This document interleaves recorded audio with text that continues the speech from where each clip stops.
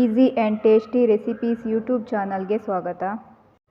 ಈಗ ನಾವು ಯಾವುದೇ ಟೇಸ್ಟಿಂಗ್ ಪೌಡರನ್ನು ಬಳಸದೆ ಮನೆಯಲ್ಲೇ ರುಚಿಕರವಾದ ಎಗ್ ಫ್ರೈಡ್ ರೈಸನ್ನು ಹೇಗೆ ಮಾಡೋದು ಅಂತ ನೋಡೋಣ.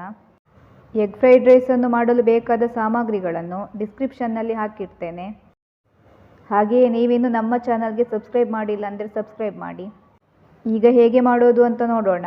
ಈಗ ಒಂದು ಪಾತ್ರೆಗೆ 1 ಟೇಬಲ್ ಸ್ಪೂನ್ ಆಗುವಷ್ಟು ಎಣ್ಣೆಯನ್ನು ಹಾಕಿ, ಎಣ್ಣೆ ಬಿಸಿಯಾದ ನಂತರ ಇದಕ್ಕೆ 5 ಮೊಟ್ಟೆಗಳನ್ನು ಒಡೆದು ಹಾಕಿಕೊಳ್ಳಬೇಕು. ನಾನು ಇಲ್ಲಿ ಒಂದು ಬೌಲ್ನಲ್ಲಿ ಒಡೆದು ಇಟ್ಟುಕೊಂಡಿದ್ದೇನೆ 5 ಮೊಟ್ಟೆಯನ್ನು.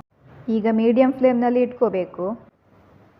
ಈಗ ಇದಕ್ಕೆ 1/4 ಟೇಬಲ್ ಸ್ಪೂನ್ ಆಗುವಷ್ಟು ಉಪ್ಪು, ಹಾಗೆಯೇ 1/4 ಟೇಬಲ್ ಸ್ಪೂನ್ ಆಗುವಷ್ಟು ಕಾಳು ಮೆಣಸಿನ ಪುಡಿಯನ್ನು ಹಾಕಿಕೊಳ್ಬೇಕು.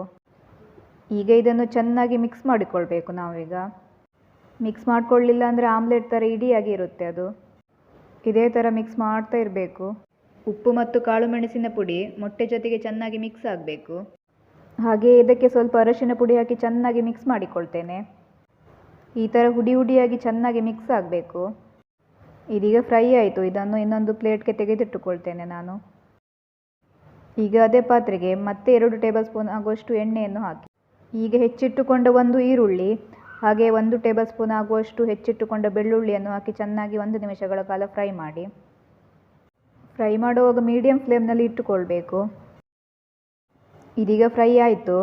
ಈಗ ಇದಕ್ಕೆ 3/4 ಕಪ್ ಆಗುವಷ್ಟು ಸಣ್ಣದಾಗಿ ಹೆಚ್ಚಿಟ್ಟುಕೊಂಡ ಬೀನ್ಸ್, ಹಾಗೆ 3/4 ಕಪ್ ಆಗುವಷ್ಟು ಕ್ಯಾರೆಟ್, ಈಗ ಉದ್ದನಾಗಿ ಹೆಚ್ಚಿಟ್ಟುಕೊಂಡ ಕ್ಯಾಪ್ಸಿಕಮ್ ಒಂದನ್ನು ಸೇರಿಸಿಕೊಳ್ಬೇಕು. ಹಾಗೆ 1 ಕಪ್ ಆಗುವಷ್ಟು ಕ್ಯಾಬೇಜನ್ನು ಸೇರಿಸಿಕೊಳ್ಬೇಕು. ಈಗ ಇದಕ್ಕೆ 1/2 ಟೇಬಲ್ ಸ್ಪೂನ್ ಆಗುವಷ್ಟು ಉಪ್ಪನ್ನು ಸೇರಿಸಿ ಚೆನ್ನಾಗಿ ಮಿಕ್ಸ್ ಮಾಡಿ ಫ್ರೈ ಮಾಡಿಕೊಳ್ಬೇಕು. 3 ನಿಮಿಷಗಳ ಕಾಲ ಫ್ರೈ ಮಾಡಿಕೊಳ್ಬೇಕು. ಗ್ಯಾಸನ್ನು ಮೀಡಿಯಂ ಫ್ಲೇಮ್ನಲ್ಲಿ ಇಟ್ಕೊಳ್ಬೇಕು. ಇದೀಗ ಫ್ರೈ ಆಯಿತು. ಈಗ ಇದಕ್ಕೆ 2 ಟೇಬಲ್ ಸ್ಪೂನ್ ಆಗುವಷ್ಟು ಸೋಯಾ ಸಾಸ್, ಹಾಗೆಯೇ ಚಿಲ್ಲಿ ಸಾಸನ್ನು 2 ಟೇಬಲ್ ಸ್ಪೂನ್ ಸೇರಿಸಿಕೊಳ್ತೇನೆ. ನಾನು ಇಲ್ಲಿ ರೆಡ್ ಚಿಲ್ಲಿ ಸಾಸ್ ಯೂಸ್ ಮಾಡಿದ್ದೇನೆ, ನೀವು ಗ್ರೀನ್ ಚಿಲ್ಲಿ ಸಹ ಯೂಸ್ ಮಾಡ್ಬೋದು. ಈಗ ಇದನ್ನು ಚೆನ್ನಾಗಿ ಮಿಕ್ಸ್ ಮಾಡಿಕೊಳ್ಳಿ. ಈ ಥರ 1 ನಿಮಿಷ ಫ್ರೈ ಮಾಡಿಕೊಳ್ಬೇಕು ಇದನ್ನು. ಇದೀಗ ಫ್ರೈ ಆಯಿತು. ಸಾಸ್ ಎಲ್ಲ ಚೆನ್ನಾಗಿ ಮಿಕ್ಸ್ ಆಗಿದೆ, ಕಲರ್ ಕೂಡ ಚೇಂಜ್ ಆಗಿದೆ. ಈಗ ಇದಕ್ಕೆ 250 ಗ್ರಾಮ್ ಆಗುವಷ್ಟು ಅನ್ನವನ್ನು ಸೇರಿಸಿಕೊಳ್ಬೇಕು. ಹಾಗೆಯೇ ಮೊದಲೇ ಫ್ರೈ ಮಾಡಿಟ್ಟುಕೊಂಡ ಮೊಟ್ಟೆ, ಹಾಗೆ 1 ಟೇಬಲ್ ಸ್ಪೂನ್ ಆಗುವಷ್ಟು ಕಾಳು ಮೆಣಸಿನ ಪುಡಿಯನ್ನು ಸೇರಿಸಿಕೊಳ್ಬೇಕು. ನಿಮಗೆ ಖಾರ ಜಾಸ್ತಿ ಬೇಕು ಅಂದರೆ ಜಾಸ್ತಿ ಹಾಕೊಳ್ಳಿ, ಇಲ್ಲಾಂದರೆ ಕಡಿಮೆ ಹಾಕ್ಕೊಳ್ಳಿ.